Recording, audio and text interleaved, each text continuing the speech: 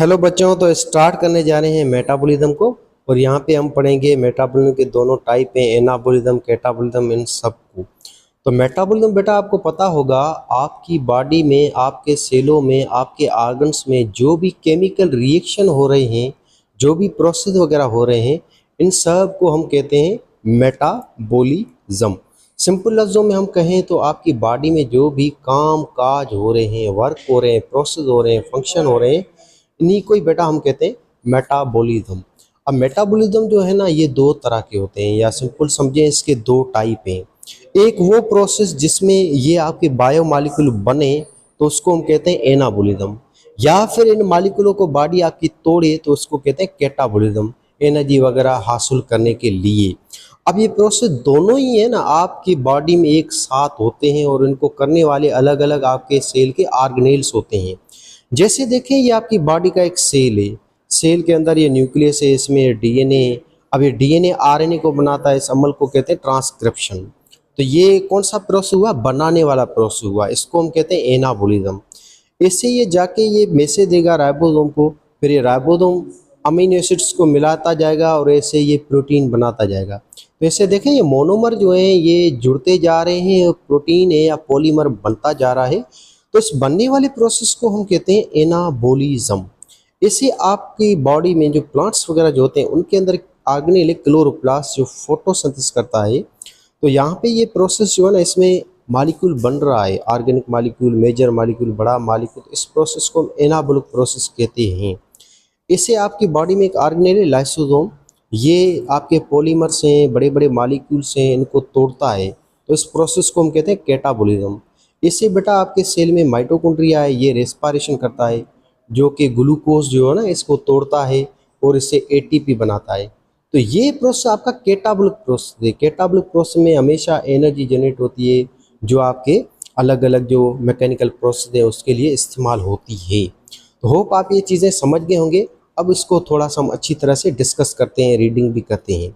तो एनाबॉलिज्म वो प्रोसेस जिसमें आपके मोनोमर जो हैं वो मिलके पॉलीमर्स या बड़े बड़े या लार्ज या मैक्रो मॉलिक्यूल्स को बनाएं, तो उस प्रोसेस को हम कहते हैं एनाबॉलिज्म। अब एनाबॉलिज्म में कुछ कंडीशंस होती हैं बेटा। ये देखें, ये एक मोनोमर है, ये एक दूसरा मोनोमर है।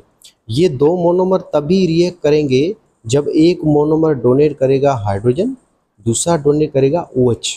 ऐसे ये दोनों OH और H रिएक्ट करेंगे तो यहाँ पे पानी बनेगा। पहले हमें इन दो मोनोमर्स जो है ना, उनके बीच में अनस्टेबिलिटी पैदा करनी है, इनके बीच में एटम्स को रिलीज कराना है, तभी ये अनस्टेबल होंगे, तभी ये आपस में रिएक्ट करेंगे। तो ऐसे एनाबॉलिक प्रोसेस में पानी बनेगा। इस प्रोसेस को हम कहते हैं डिहाइड्रेशन, और इसके नतीजे में ये दोनों मोनोमर आपस में जुड़ जाएंगे, बांड बना लेंगे, ठीक है ना। अब फॉर एग्जाम्पल ये ग्लूकोज थे, तो ये दोनों ग्लूकोज मिले कौन से बांड के थ्रू? ग्लाइकोसाइडिक बांड के थ्रू, और इसके नतीजे में आगे ये कार्बोहाइड्रेट बनेगा। या फिर ये दो अमीनो एसिड थे, ऐसे बहुत सारे अमीनो एसिड जुड़ते जाएंगे, पानी इनके बीच में रिलीज होता जाएगा, और ये प्रोटीन आपका ऐसे बनता जाएगा। इसको हम एनाबॉलिज्म कहते हैं। यानी कि कार्बोहाइड्रेट के बनने वाला प्रोसेस, प्रोटीन के बनने वाला प्रोसेस, या आपके लिपिड्स के बनने वाला प्रोसेस, फैटी एसिड ग्लूकोज से मिलते जाएं, उससे लिपिड बने, या डीएनए आरएनए आपके बनते जाएं न्यूक्लियोटाइड के जुड़ने की वजह से, ऐसे बड़ी सी चेन में मिलते जाएं फास्फोरेटेड बांड के थ्रू। तो इस प्रोसेस को हम कहते हैं एनाबॉलिज्म। अब एनाबॉलिज्म की वजह से आपकी बॉडी में सेल डिवीजन होती है, ग्रोथ होती है, आपका मास बढ़ता है, वॉल्यूम बढ़ता है, वेट बढ़ता है, ये सारी चीज़ें होती हैं। अब इसके अपोजिट होता है कैटाबॉलिक प्रोसेस। अब कैटाबॉलिज्म में ना, हम पॉलीमर्स जो हैं उनको तोड़ते हैं मोनोमर्स के अंदर, और ये तभी होता है जब आपकी बॉडी को एनर्जी की नीड हो, या आपकी बॉडी के अंदर रिपेयरिंग का प्रोसेस हो। तो ये सारी चीज़ें तभी होती हैं एनर्जी को हासिल करने के लिए। अब जैसे देखें, आपकी बॉडी में बेटा ये प्रोटीन है। अब आपकी बॉडी को एनर्जी की सख्त ज़रूरत है। आपकी बॉडी पहले ग्लाइकोजन को तोड़ेगी, जैसे ग्लाइकोजन आपका बड़ा कार्बोहाइड्रेट है, इसको आपकी बॉडी तोड़ेगी कैसे? By addition of water. यहाँ पे पानी ऐड होगा, और पानी जाके इन मोनोमर्स को तोड़ देगा, इनके बीच में बॉन्ड्स को तोड़ देगा, और ऐसे ये मोनोमर अलग होते जाएंगे, और ये मोनोमर आगे चलकर रेस्पिरेशन में यूज़ होते जाएंगे, ऐसे एटीपी एनर्जी बनती जाएगी। फिर ये जब ख़त्म हो जाएगा ना कार्बोहाइड्रेट, फिर आपकी बॉडी लिपिड को तोड़ेगी। फिर ये लिपिड जो है ये टूटेगा फैटी एसिड और ग्लिसरॉल में with the addition of water. तो ऐसे ये मोनोमर अलग हो जाएंगे।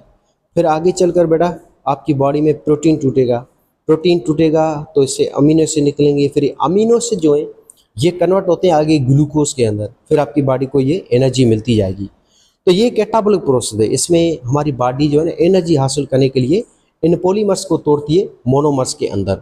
और एक बात याद रखें, कैटाबॉलिक प्रोसेस के अंदर जो है ना ये मॉलिक्यूल टूटते हैं तो उनके बांड टूटते हैं, और इनके बांड के टूटने की वजह से एनर्जी रिलीज होती है। तो कैटाबॉलिक जो प्रोसेस है ये एक्सोथर्मल रिएक्शन है, इसमें एनर्जी रिलीज होती है। तभी देखें ना आपकी बॉडी का टेम्परेचर 37 सेंटीग्रेड मेंटेन जो हो रहा है, इसके पीछे मेन कारण मेटाबॉलिक प्रोसेस है, कैटाबॉलिज्म है, रेस्पिरेटरी प्रोसेस है, रेस्पिरेशन जो रही है इसी में हो रहा है, ठीक है ना। एनाबॉलिक प्रोसेस है ना, उसमें हम मोनोमर को आपस में मिलाने के लिए जो हम बांड बनाएंगे ना, उस बांड को बनाने के लिए एनर्जी दी जाती है इन दी फॉर्म ऑफ एटीपी या इन दी फॉर्म ऑफ सनलाइट।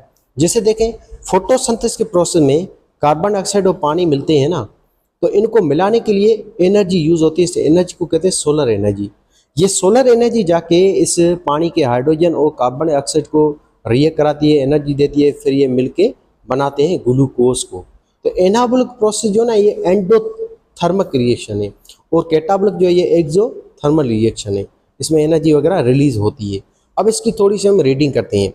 तो आपके मॉलिक्यूल्स जो हैं ये structurally carried out all activity of the cell and which are large in size and highly organised molecule called macro molecule. आपकी body के अंदर ये बहुत सारे मॉलिक्यूल होते हैं, बायो मॉलिक्यूल या बायोकेमिकल्स, जिनको हमने पहले लेक्चर में डिस्कस किया, प्रोटीन, लिपिड, कार्बोहाइड्रेट वगैरह, ये खास मॉलिक्यूल है क्योंकि आपकी बॉडी बनी हुई इन्हीं की ही है, आपकी हर एक चीज़। इनको बनाना या इनको तोड़ना, तो इस प्रोसेस को हम कहते हैं मेटाबॉलिज्म। अब यहाँ पे हम कंडेंसेशन पढ़ रहे हैं। कंडेंसेशन का मतलब है बनने वाला प्रोसेस या एनाबॉलिज्म। तो ये बड़े बड़े मॉलिक्यूल बने छोटे मॉलिक्यूलों से, तो इस प्रोसेस को हम कहते हैं एनाबॉलिज्म या कंडेंसेशन। अब इसमें हमने पहले भी पढ़ा कि इसमें कंडीशन कौन सी होती है। सिंपल है, हमें पहले मोनोमर्स को अनस्टेबल करना है। केमिस्ट्री में आपने पढ़ा होगा कि अगर कार्बन जो इसके 4 बांड ऑलरेडी बने पड़े हैं तो वो किसी और के साथ रिएक्ट नहीं करेगा। अब इस कार्बन के एक एटम को हमने निकालना है, छेड़छाड़ करना है, और ये करने वाले सारे एंजाइम होते हैं आपके जो भी बॉडी में एनाबॉलिज्म हो रहे हैं, कैटाबॉलिज्म हो रहे हैं, ये सारे प्रोसेस सर अंजाम देने वाले एंजाइम ही होते हैं। जैसे देखें यहाँ पे ये मोनोमर्स हैं, बड़ा छोटे छोटे मॉलिक्यूल, तो इनमें एक मोनोमर डोनेट करेगा हाइड्रोजन, दूसरा करेगा OH। इसके नतीजे में पानी बनेगा और ये वाटर रिलीज होगा, तो इस प्रोसेस को कहते हैं डिहाइड्रेशन। और आगे ये 2 मोनोमर यूँ मिल जाएंगे बांड, कोवेलेंट बांड के थ्रू। अगर ये 2 मोनोमर ग्लूकोज हैं तो इनके बीच में जो कोवेलेंट बांड बनेगा उसको हम कहते हैं ग्लाइकोसाइडिक बांड। अगर ये मोनोमर अमीनो एसिड हैं तो इनके बीच में जो कोवेलेंट बांड बनेगा उस बांड को हम कहते हैं पेप्टाइड बांड। अगर ये मोनोमर फैटी एसिड और ग्लिसरॉल है तो इनके बीच में जो बांड बनेगा उसको कहते हैं ईस्टर बांड। या फिर ये न्यूक्लियोटाइड्स हैं तो इनके बीच में जो बांड बनेगा उसको कहते हैं फास्फोडाइस्टर बांड। तो ऐसे पॉलीमर्स बनते जाएंगे, इसी को कहते हैं कंडेंसेशन या आपका डिहाइड्रेशन सिंथेसिस। आगे होता है breakdown of macromolecule bye hydrolysis यानी कि कैटाबॉलिज्म। इसमें हम पॉलीमर्स जो है ना उनको तोड़ते हैं मोनोमर के अंदर, और यहाँ पे हम पानी जो है उसको ऐड करेंगे। अब पानी यहाँ पे टूटेगा बेटा हाइड्रोजन में, OH में, और ये जाके रिएक्ट करेगा मोनोमर्स के साथ, फिर ये मोनोमर जो है ये टूटते जाएंगे। इस प्रोसेस को कहते हैं हाइड्रोलाइसिस, और इस URL प्रोसेस को पॉलीमर्स का टूटना मोनोमर में, इसको कहते हैं कैटाबॉलिज्म। ये आपकी बॉडी के अंदर एनर्जी बनाने के लिए यूज होता है प्रोसेस, और बांड्स के टूटने की वजह से एनर्जी रिलीज होती है, इस वजह से इसको हम कहते हैं एक्सोथर्मिक रिएक्शन। अब इसके 2 मेजर एग्जांपल हैं आपके एनाबॉलिज्म में, ट्रांसलेशन है, ट्रांसक्रिप्शन है, प्रोटीन बन रहा है, फोटोसिंथेसिस वगैरह है, ग्रोथ है, सेल डिवीजन हो रही है, आपकी रिपेयरिंग हो रही है, वॉन्ड सीलिंग हो रही है, ये सारा एनाबॉलिक प्रोसेस है। और आपकी बॉडी के अंदर जो टेम्परेचर मेंटेन हो रहा है 37 सेंटीग्रेड, आप देखें कितनी सर्दियाँ फिर भी मेंटेन होती हैं, ये सारा कैटाबॉलिक है। आपकी बॉडी में जो ATP बनती है, एनर्जी बनती है, रेस्पिरेशन कर रहा है माइटोकॉन्ड्रिया, लाइसोसोम जो चीज़ों को तोड़ रहा है, पॉलीमर को मोनोमर, डिटॉक्सिफिकेशन वगैरह कर रहा है, तो ये 2 ऑर्गेनेल कैटाबॉलिज्म करते हैं।